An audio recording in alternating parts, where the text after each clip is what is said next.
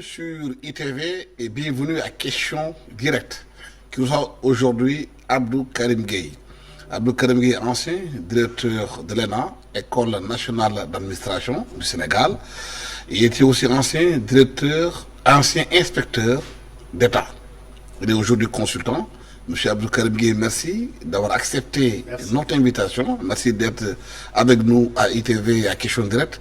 Le gouvernement vient de changer au profit d'une nouvelle alternance. On parle souvent dans ces temps de situation de transition. Comment gère-t-on cette période de transition, de passation de service entre l'ancienne administration, celle sortante, et celle qui vient d'entrer? Quelles sont les choses qu'il faut faire pour éviter une rupture dans la continuité de l'État?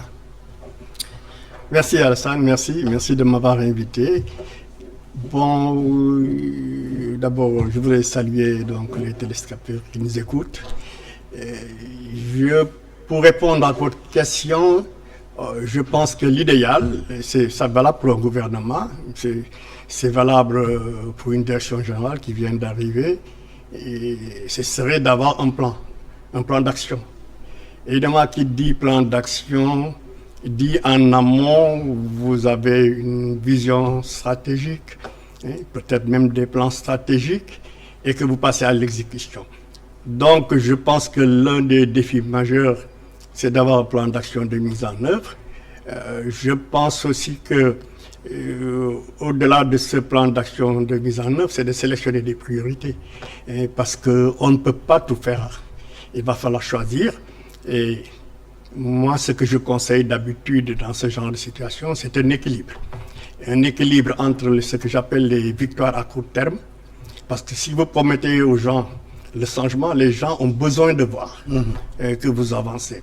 Donc, vous devez avoir un plan équilibré entre des objectifs de réalisation visibles que les gens peuvent voir et peut-être des objectifs plus complexes et sur le moyen et long terme.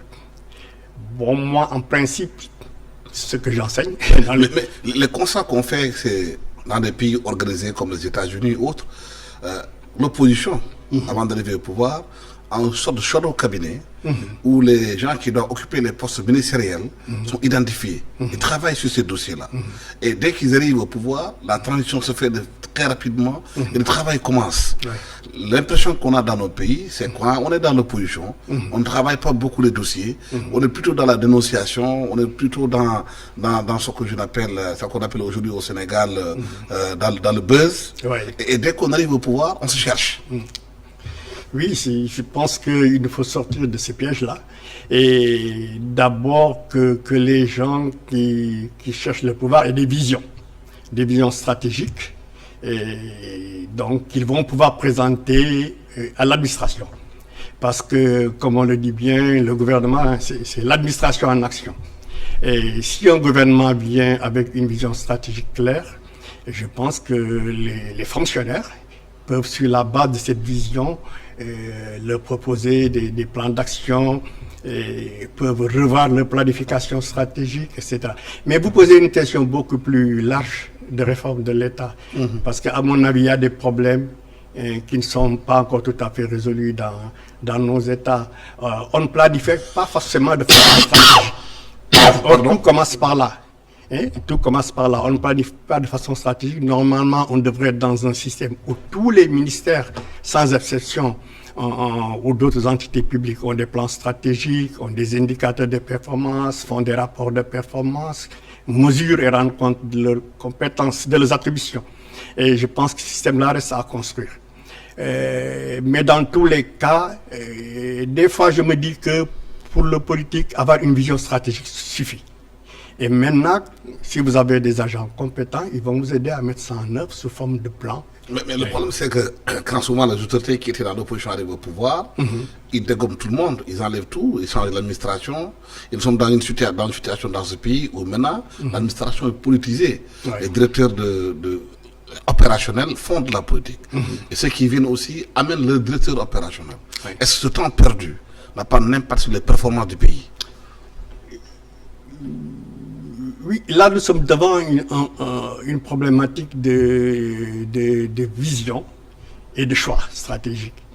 Est-ce que vous allez avoir un système comme l'ancien système, parce que beaucoup de gens pensent que ça existe toujours, américain du support system là, celui qui vient au pouvoir, comme on dit, se partage les dépouilles, quoi. Et ou est-ce que vous allez avoir un système, vous pensez que l'administration, c'est une vocation, c'est une profession? Il y a une question de préférence et de pari sur l'avenir. Moi, ce que je constate, c'est que j'ai toujours tendance à parler des pays du sud-est asiatique, qui sont des pays qui sont développés en 30 ans, 35 ans, qui étaient au même niveau de développement que nous en l'indépendance. Ils préfèrent un autre système. C'est quoi le système là-bas? Le système, c'est de miser sur la méritocratie.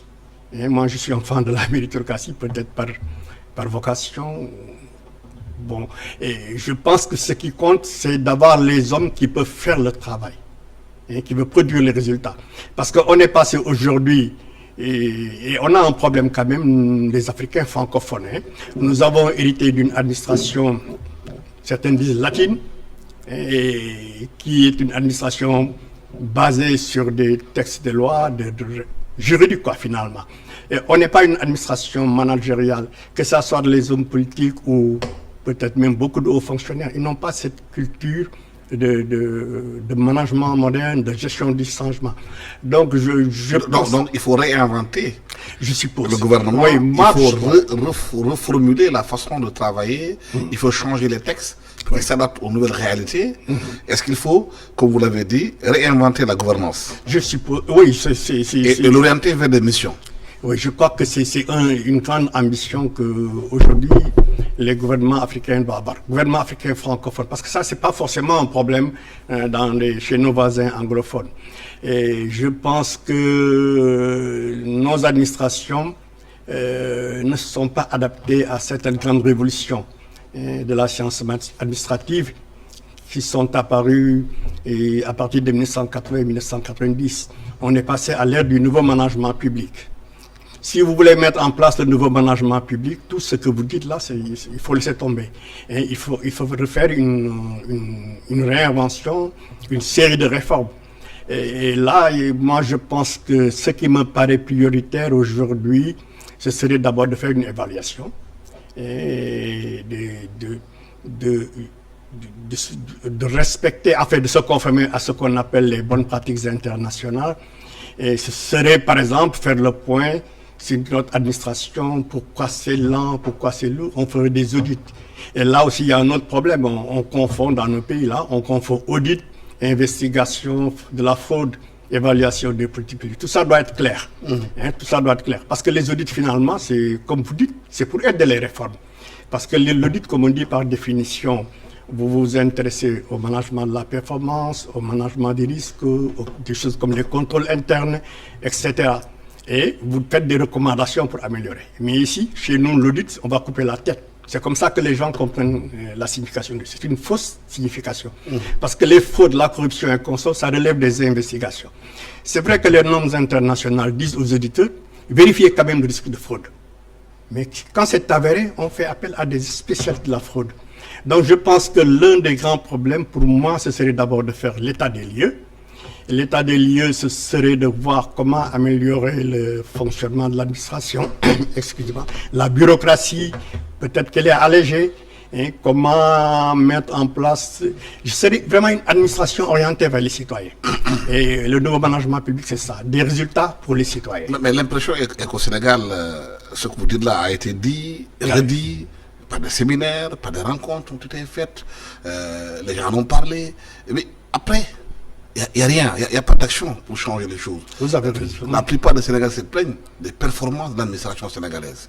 À titre d'exemple, vous avez besoin aujourd'hui d'une pièce d'état civil, d'un bulletin de naissance, vous allez dans une mairie, mais pour l'avoir, il faut rester au moins une semaine, courir derrière l'administratif qui doit vous le donner. À la limite, si vous ne donnez pas de l'argent, vous ne faites pas de la corruption, vous n'avez pas droit au papier dont vous avez droit. Et celui qui est là est payé par tes impôts pour te le faire. C'est parce que aussi, pour moi, il faut une réforme globale pour ça. C'est d'abord un problème de culture. Et comment faire pour démontrer, convaincre les fonctionnaires que votre raison d'être, vous êtes là, ou même les politiques, que votre raison d'être, c'est de créer de la valeur pour les citoyens. Premier point d'interrogation, comment le faire? Et comment faire pour créer une administration qui a le culte de la performance? Et ça aussi, c'est un défaut, c'est un objectif. Et donc, en fait, il faut il faut changer de paradigme. Il faut mettre dans la tête des fonctionnaires le nouveau paradigme du nouveau management public et de la nouvelle gouvernance publique. C'est-à-dire d'abord que votre raison d'être sont des résultats, c'est de produire des performances, c'est de créer de la valeur ajoutée, des résultats précis. Donc déjà, il y a ce problème-là. Deuxièmement, ça sont des principes. Il faut passer des principes à l'action. Pour passer des principes à l'action, vous êtes obligé d'agir sur certains leviers. Lesquels? Le premier levier, c'est la réforme du management public. C'est-à-dire qu'il faut qu'on arrive, comme certains pays l'ont réussi, à avoir peut-être une loi ou quelque chose comme ça sur la performance et les résultats. Par exemple, aux États-Unis, vous avez ce qu'on appelle en français la loi sur les résultats et la performance du gouvernement. Tous les ministères, toutes les entités sont assujetties à l'obligation de planifier de façon stratégique en ayant comme objectif final le citoyen. On l'appelle aujourd'hui customer centricity. C'est-à-dire que c'est des gens qui sont orientés vraiment vers la création de valeur ajoutée et au profit des Sénégalais, par exemple.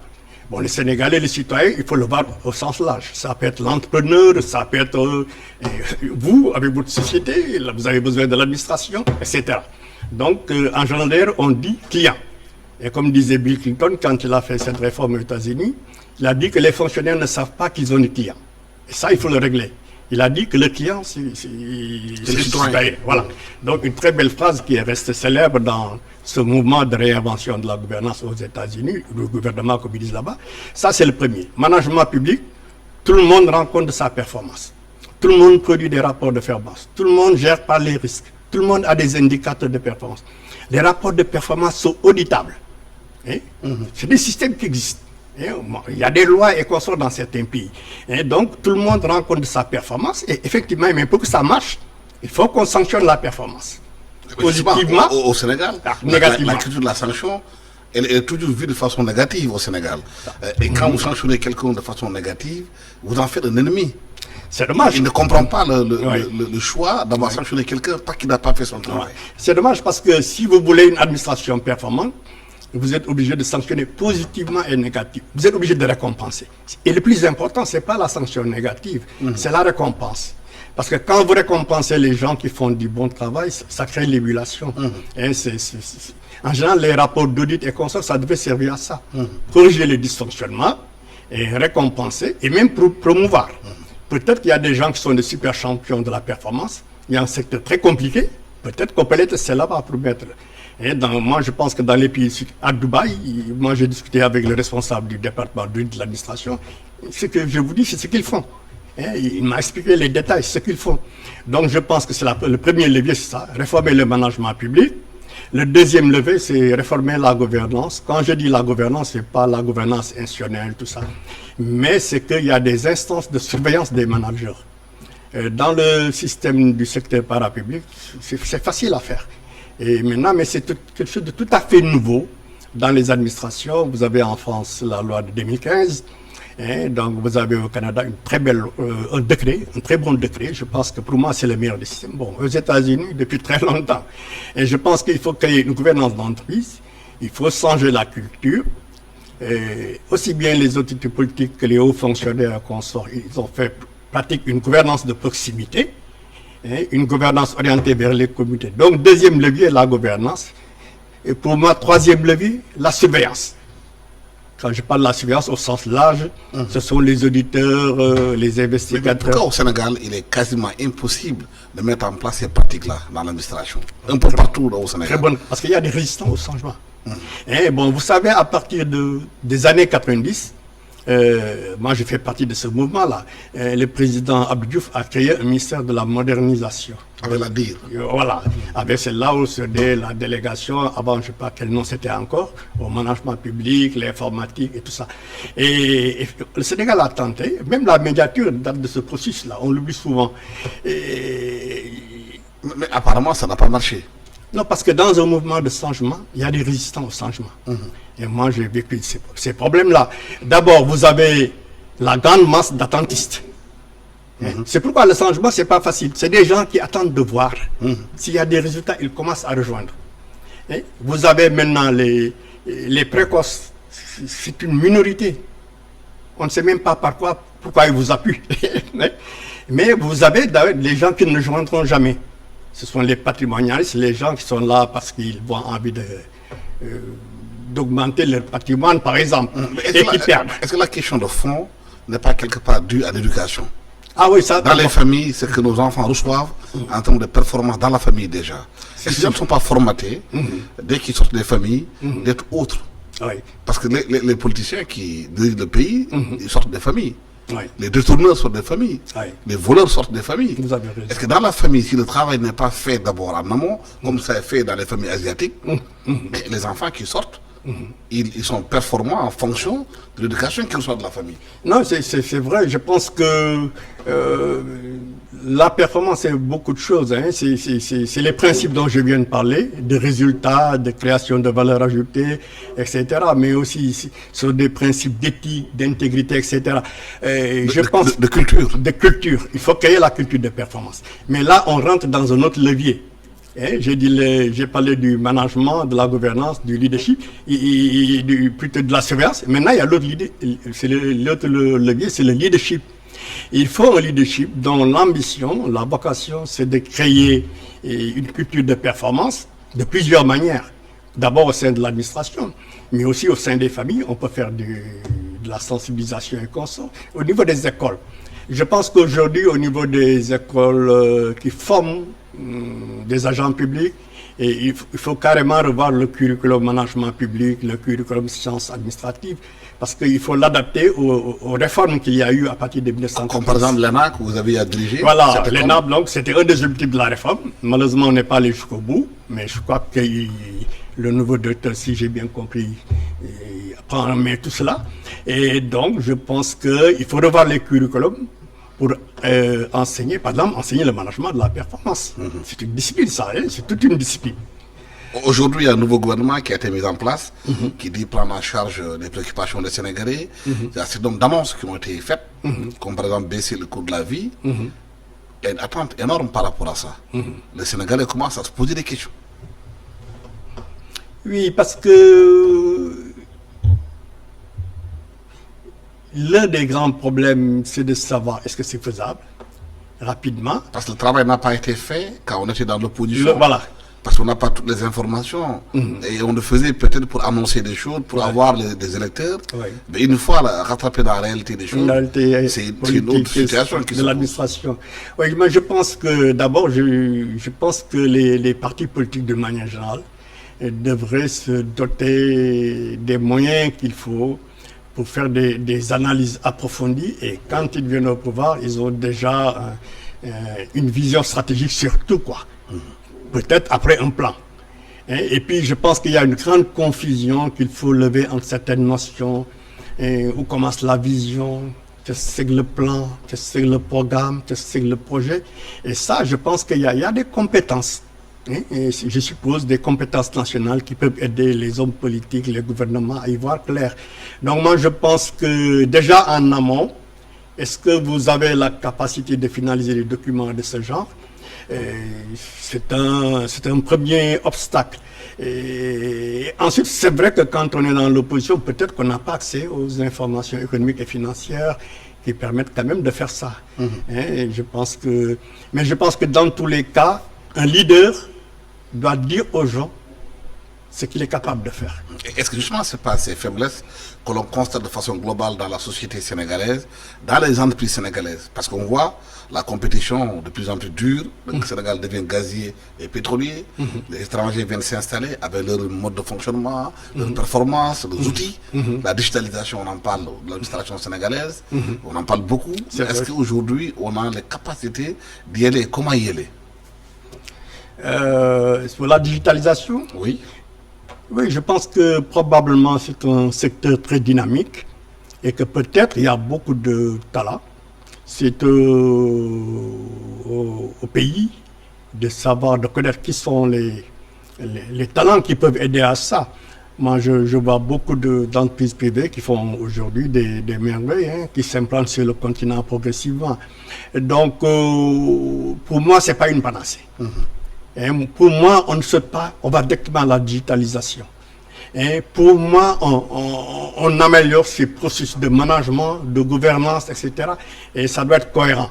Et moi, c'est comme ça que je vois le problème, c'est la cohérence. Si vous n'avez pas encore, par exemple, un système auditable, un système auditable, ça signifie que au sein de l'administration, vous avez tous les processus qui doivent être audités. Et si vous n'avez pas encore généralisé des systèmes de management plus modernes, comme la planification stratégique à tous les niveaux, si on n'a pas encore mis en place des indicateurs de performance, des indicateurs de risque, des tableaux de bord, des rapports de performance auditables, etc., et peut-être qu'il ne faut pas sauter cette étape-là pour dire je vais faire de la digitalisation. En tout cas, j'ai bien le terme qu'on emploie actuellement, nos présidents parlent de systémique. C'est un système. Et donc, vous avez un ensemble de sous-systèmes interreliés. Et donc, si l'un ne marche pas, l'autre peut-être est affecté.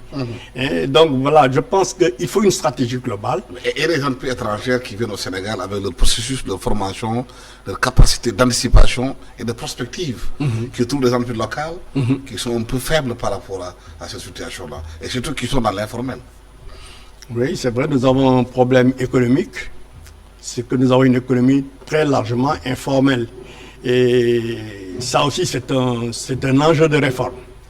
Bon, l'entreprise privée, vient avec ses procédés. En général, elle appartient à un groupe, ils ont des manuels, etc.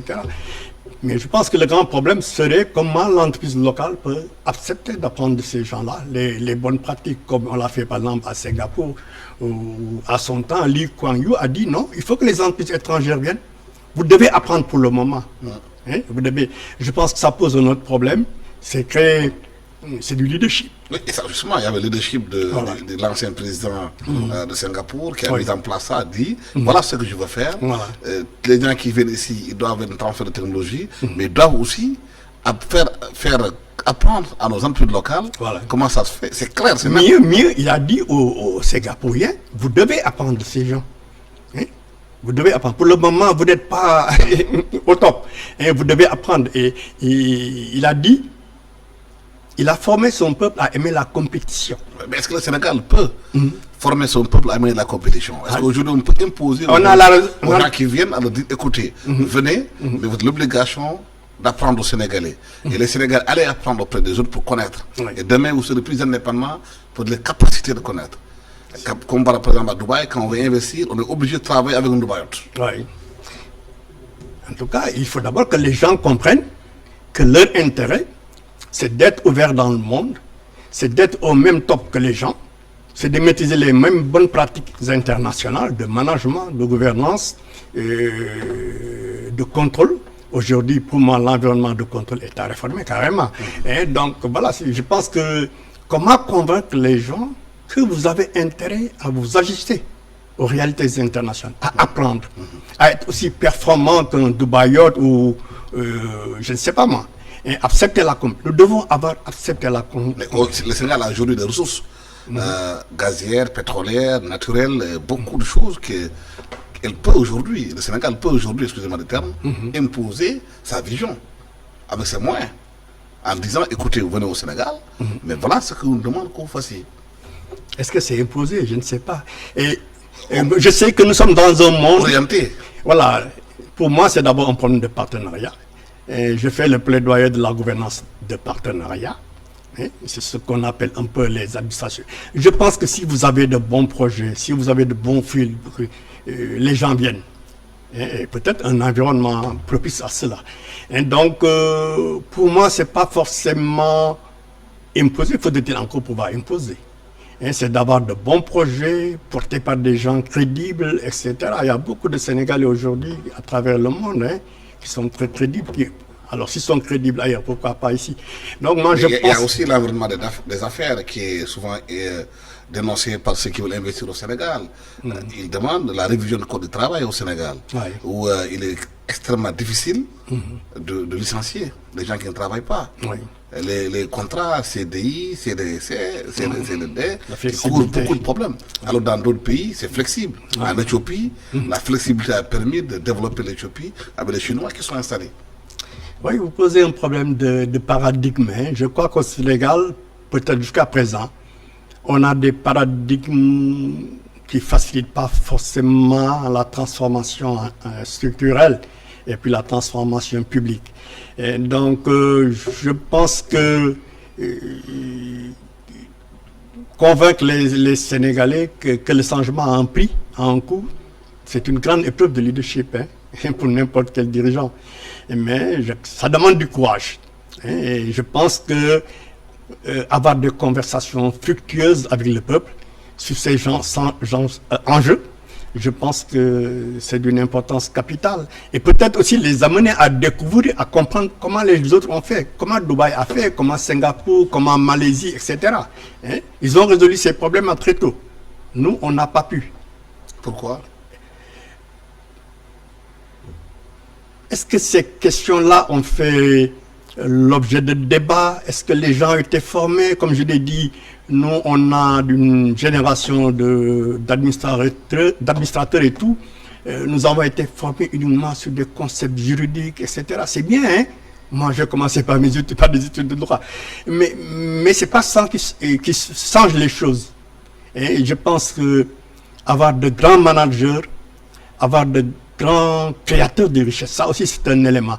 Vous avez un gouvernement de proximité qui fait des partenariats avec les gens qui ont de bonnes idées, avec les gens qui créent de la richesse, etc.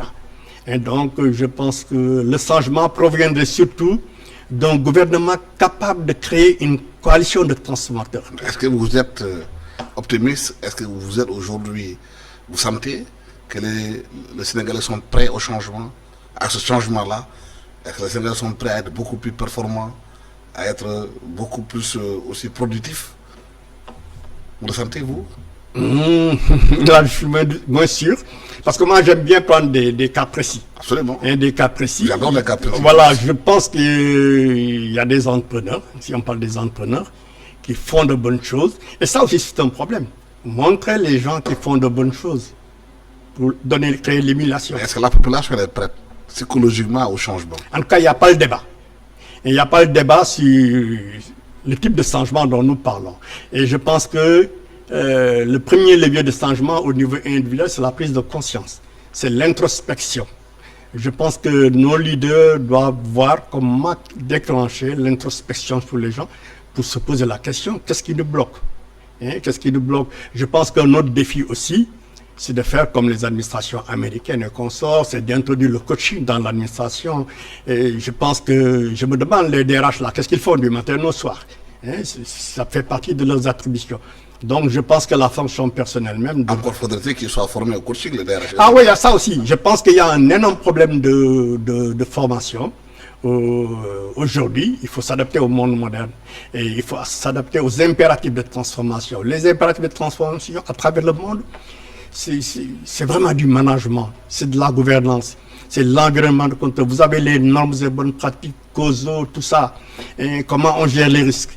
Je pense que la future génération, c'est des choses qu'on doit leur enseigner et peut-être leur permettre de transformer leur pays. Abdou Karim Gueye, merci d'avoir été avec nous sur ce plateau de ITV à Question Directe. Vous êtes ancien directeur général de l'ENA, l'École nationale d'administration. Vous êtes aussi ancien inspecteur d'État, consultant international. Vous travaillez à travers le monde pour changer les comportements, transformer les performances des entreprises et surtout des gouvernants. Merci d'avoir été sur ce plateau de ITV. Merci à toute l'équipe technique qui m'a accompagné pour la réalisation de cette émission. Merci. Au revoir. Merci. Voilà.